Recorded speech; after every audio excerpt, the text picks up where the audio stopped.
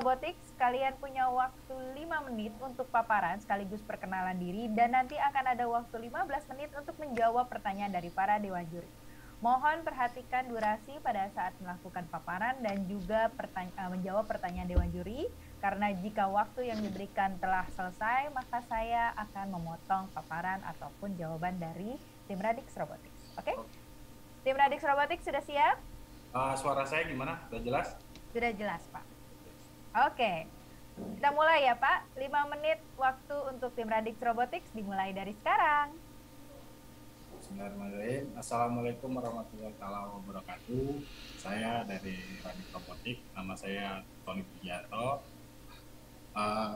Di sini saya membuat sebuah sistem antrian ya, nomor antrian dengan berbasis web dan ESP8266. Untuk videonya ini langsung aja ya, karena waktunya sangat terbatas. Jadi video kemarin saya menggunakan printernya bukan ini ya, ini di device saya satu kelihatan. Jadi kemarin saya menggunakan printer thermal jenis Panda yang 80 mm. Sekarang saya ganti dengan printer dot matrix. Itu seperti proposal yang saya ajukan kemarin, bahwa alat ini fleksibel, jadi printernya bisa menggunakan banyak hal, banyak printer. Tuh. Yang kedua, alat ini sangat murah dalam artian terjangkau untuk fasilitas-fasilitas kesehatan yang memiliki mungkin pendanaan yang minim ya, seperti di pelosok atau di kampung-kampung, karena terutama domisili saya sekarang di pedesaan atau di desa, di kampung, dengan keadaan ya perekonomiannya tidak seperti di kota yang pasti. Tuh. Jadi saya melihat di sini banyak permasalahan. Kalau yang terutama yang saya temui itu masalah di antrian dan sistem administrasi. Jadi banyak tetangga, saudara itu setiap ke fasilitas kesehatan itu bermasalah dengan sistem pendataan. Jadi mereka harus antri. Setelah antri, mereka sudah lama antri, begitu masuk di pendaftaran mereka lama lagi karena datanya masih disiapkan. Tuh. Jadi di sini saya harapkan dengan sistem aturan ini datanya nanti terstore di database ya, kalau prototipe saya. Tapi harapannya nanti bisa di satu sistem big data. Jadi data kehadirannya bisa record, sehingga untuk mengambil datanya itu lebih mudah. Jadi orang yang ngantri itu tidak terlalu panjang, dia bisa memanajemen waktu karena seperti video saya kemarin, jadi bisa online. Terus yang kedua, setelah mereka sudah mendapatkan nomor antrian, tidak antri lagi atau tidak menunggu lagi untuk mendapatkan data. Terus setelah itu di sistem antrian ini juga harapannya data itu bisa disimpan dan bisa diambil dan digunakan untuk berbagai hal. Salah satunya mungkin bisa untuk pengambilan obat atau mungkin rujukan, karena dengan sistem ini peserta BPJS itu real datang. Kalau dia tidak datang, maka data itu bisa dihilangkan, karena di situ ada markingnya, ada tandanya ya, bahwa peserta BPJS itu datang atau tidak di fasilitas kesehatan yang didaftarkan antriannya. Karena di sini begitu kita tap dengan KTP, ini saya menggunakan ID KTP, bukan ID data namanya, karena saya banyak bertanya ke beberapa sumber. Untuk ID KTP, data KTP itu tersimpan di dinas terkait, jadi tidak bisa diakses. Terus di sini sudah ini ya, itu seperti ini habis teman. Jadi seperti yang saya presentasikan, terus di sini bisa display. Jadi untuk fasilitas kesehatan yang minim dana, itu alat ini bisa digunakan, tetap bisa online, karena tidak membutuhkan sebuah sistem yang besar seperti antrian yang sekarang. Dia harus menggunakan Kioska kalau nggak salah ya. Kioska sendiri itu harganya di atas 15 juta atau 20 juta. Kalau ini mungkin dengan hanya dana 1-2 juta udah cukup untuk daerah-daerah seperti Pustu, seperti Posyandu mungkin, atau mungkin yang dengan pendanaan yang minim.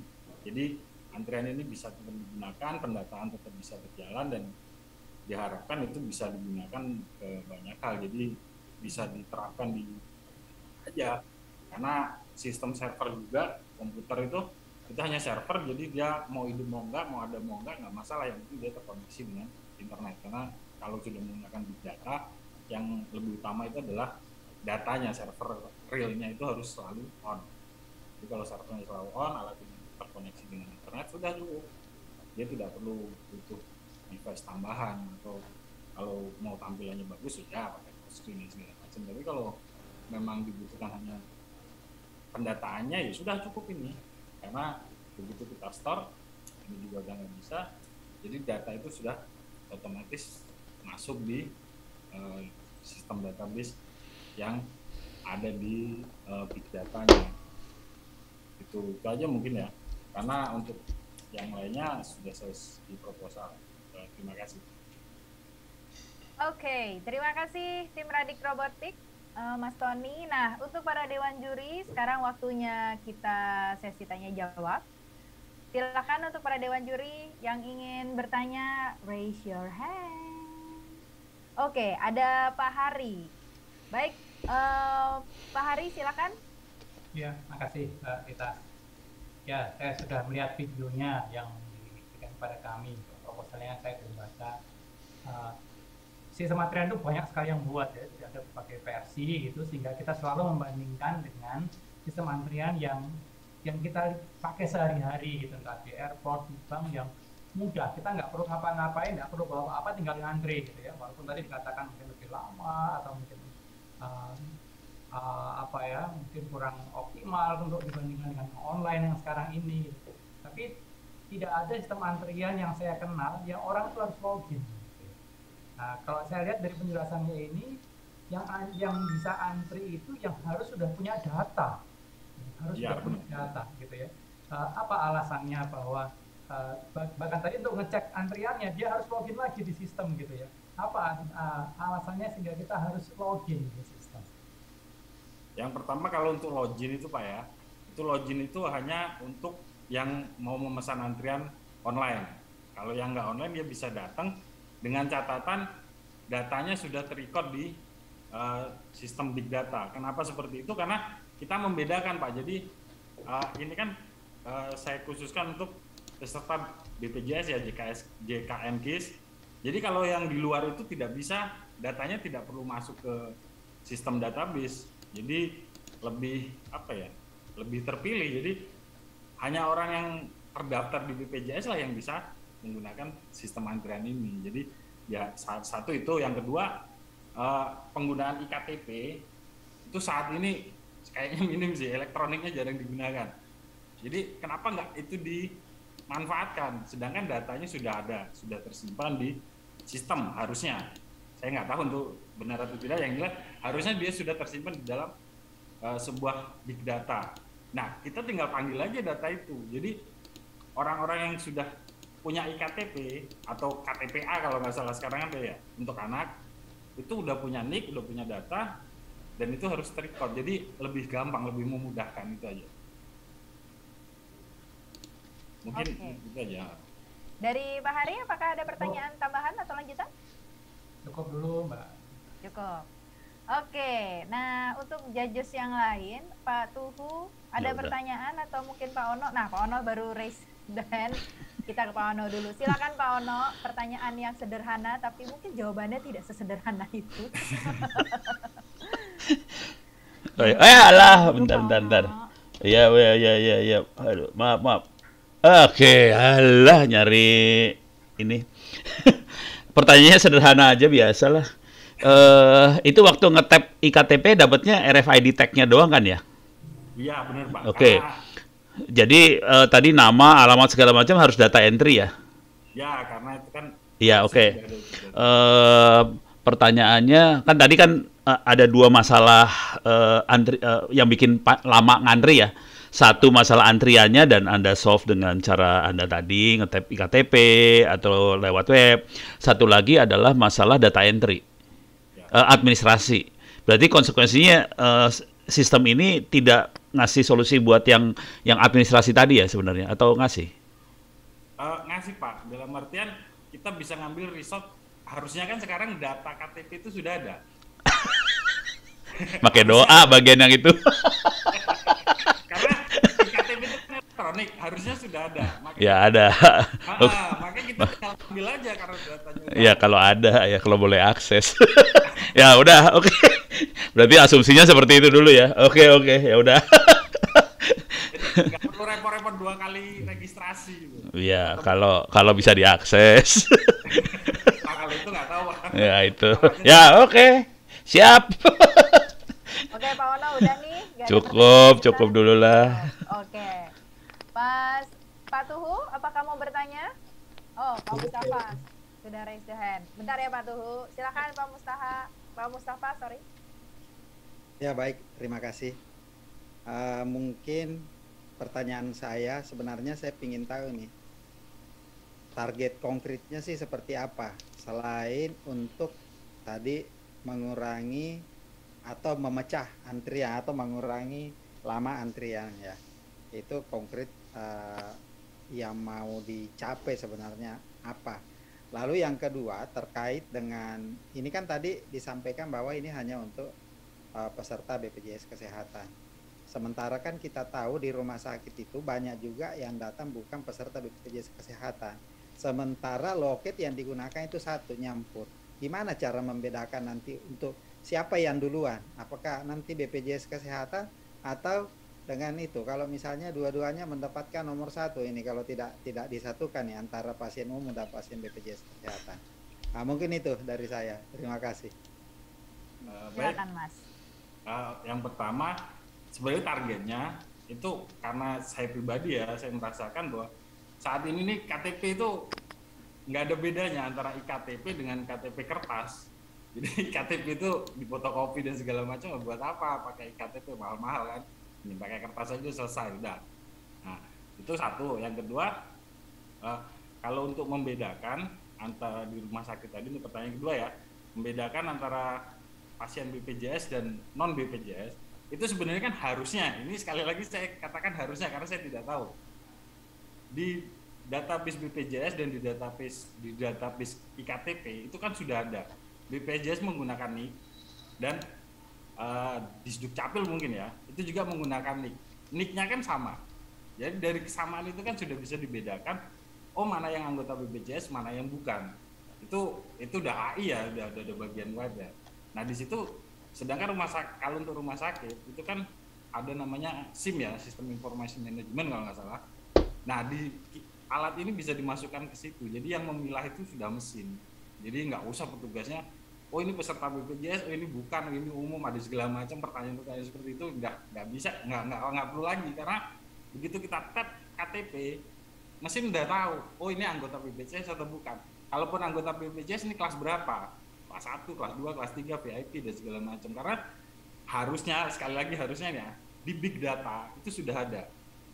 Karena kemarin saya registrasi menggunakan KTP, menggunakan BPJS itu sudah ditanyakan, loh ini nicknya kok berbeda. Jadi berarti kan itu datanya sudah ada. Data saya sudah ada, data BPJS saya sudah ada. Jadi sistem ini nanti harapannya bisa menjadi satu kesatuan. Jadi sudah itu walaupun kita sekali tag tahu yang datang ini siapa, oh namanya siapa, alamatnya di mana, riwayat penyakit apa, obat yang pernah dikonsumsi apa, penyakitnya apa dan segala macam. Itu harapannya disimpan di satu big data.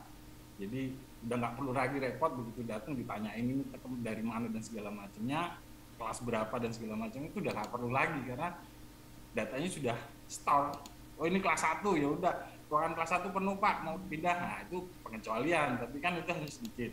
Tapi kalau sudah datanya sudah ada kan, oh kelas 1 ruangannya sekian. Dan peserta juga udah gampang, dia tinggal lihat, kalau bagi yang paham ini ya teknologi, dia bisa ngeliat, oh saya kelas 1, ruangan saya yang kosong di rumah sakit mana, atau di fasilitas kesehatan mana, dia bisa ngecek harusnya. Karena datanya kan sudah ada. Jadi oh saya rumah sakit A, kelas 1-nya 01, rumah sakit B 0 sekian-sekian dan seterusnya. Itu harapan saya. Mungkin itu aja jawaban saya. Terima kasih. Oke. Pak Mustafa ada tambahan pertanyaan? Iya, mungkin mendalami lagi tadi. Ya, sangat setuju bahwa dengan menggunakan iktp itu sebenarnya harusnya mudah ya. Nah, Ya. mungkin ada enggak kira-kira dari pengembangan ini untuk mencegah kalau misalnya kartu saya tidak aktif, kan saya tidak bisa berobat. Saya bisa mungkin bawa kartu saudara saya yang aktif. Itu bisa tidak dicegah itu? Ya kalau untuk kedepannya mungkin bisa ya, jadi ada sistemnya, mungkin pengecualian dan segala macam ya, itu secara administrasi aja. Jadi untuk kedepannya ya kemungkinan ada kemudahan. Oh kalau gimana kalau nggak pernah liburan atau mungkin ada masalah pindah atau gimana lah, intinya saya domisili di Lampung, makanya saya gunakan di Papua pas atau di Kalimantan, itu kan nanti udah beda domisili ya, itu bisa seperti apa ya, mungkin itu akan diolah dengan AI yang jelas ya, dengan sistem manajemen web, sistem manajemen komputer. Jadi bagaimana terus itu juga menyatukan dengan undang-undang dan kebijakan BPJS ya sebagai pemangku kepentingan atau mungkin pihak-pihak lain. Jadi ya bisa saja itu sangat mungkin terbuka untuk hal-hal seperti itu untuk kedepannya. Itu aja mungkin Pak.